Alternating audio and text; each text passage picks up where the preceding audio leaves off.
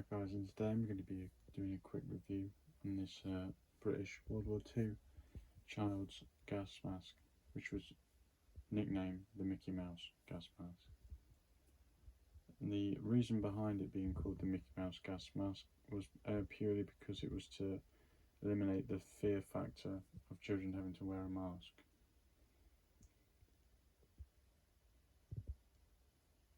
All of the Mickey Mouse respirators that I've seen that are British and made in Britain are made by AVON rubber. He also made most of the masks, the British mask, throughout the Second World War. There is only a few markings on the mask.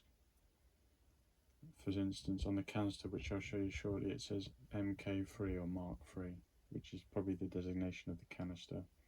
What's interesting, this is one of the only British civilian masks that has a thread, as in the filter and the mask is threaded on.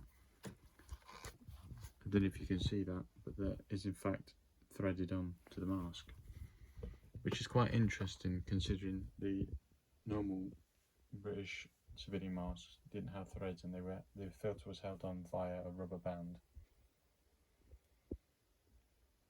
It also could be said that this was actually cost more than the regular civilian mask of the Second World War for the British, because there was more metal parts, say as the eyepieces. It has a flutter valve, as well as a much easier and probably longer lasting filter than the typical standard British mask. It also uses a much more elaborate head harness, which I'll get onto in a minute. Now, a lot of people are confused with these being American and American being British and so forth, and the red and the black variants. The black variant is also made by the British as well as the Canadian. There still is a little bit of grey area of information as to the reason why. Many people speculate that the black version, which is like this, other than the face piece being a black rubber and a dark blue lens, the dark blue lens is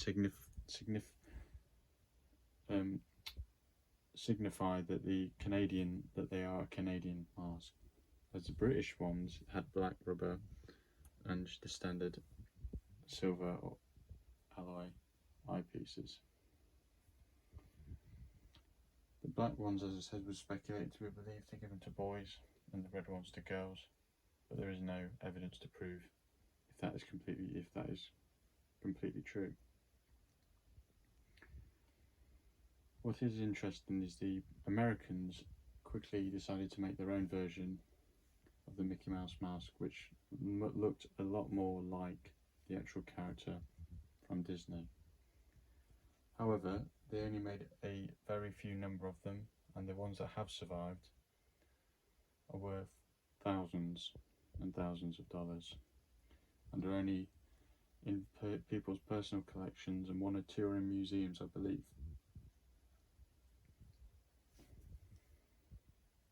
Anyway, back to the mask. As you can see, the mask itself, which I'll get onto in a second, is pretty standard. Very basic design, but it looks very interesting, to be honest. The box these would have come in this is the correct box. It's like a long, you see it's longer than the typical civilian masks. You see on the top it says here, this special respirator for small children is government property. Any person who has it in his responsibility in possession is responsible. It pretty much goes on to say that the mask, whoever is given it, is in charge of keeping it in good condition. What is interesting is after the war, these were given back to the government and officials and local civil defence committees, and you would get a small fee when they were not needed. That is why many of these masks are fairly uncommon and rare. Inside the box, it just has instructions for when to pack it, how to pack it, how to put the mask on, and so forth. That's standard on most of the civilian masks. Inside, it's nothing special, it's just a basic cardboard box. That is about it.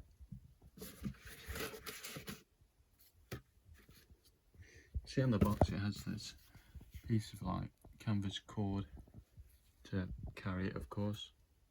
That's about it. There's nothing else to say about that other than it's held together, by the way, by staples, as you can see are rusted, but yeah.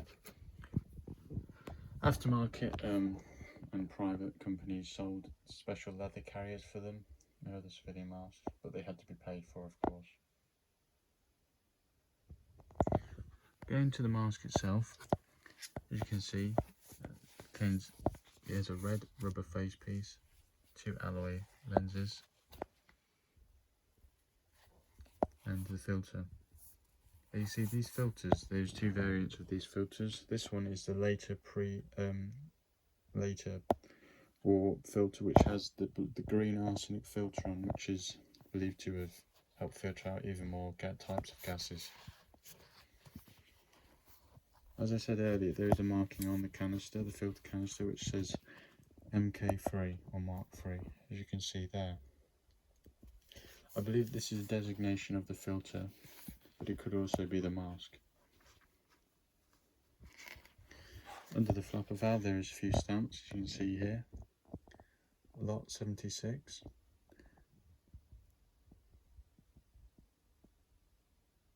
There's a few of the stamps. That one you can barely see, sorry, that one you can barely see. Another one there. What's interesting on these masks and a few other masks of the same period is that flutter valves seem to become damaged over time. This one is still in fairly good condition, it's still very pliable and so forth.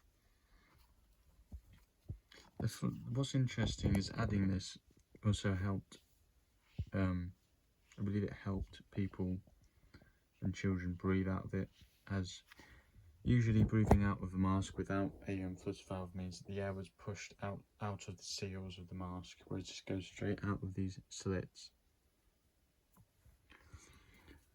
Inside the mask, as I said, it's very simple.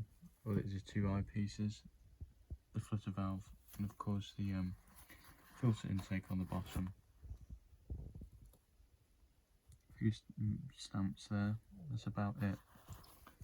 Now what is interesting is you can see here, this one, like I said, they all have this stamp, AVON.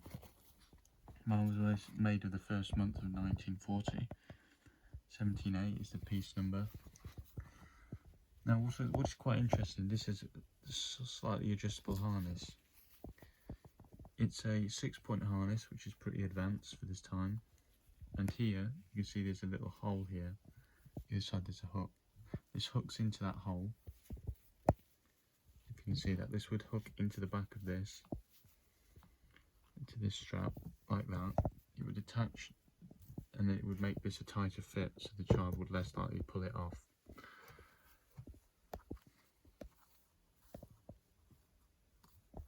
There is also the rubber piece for the filter intake, and on top you can adjust the width of the temple, distance between the temples. People believe this was also a carrying strap, but it's pretty unlikely. Unfortunately, I can't show you it on the head as it is too small for the mannequin head. But if you were to just Google this mask, you see many children wearing it. The mask itself is quite interesting, and the design is quite timeless and unique.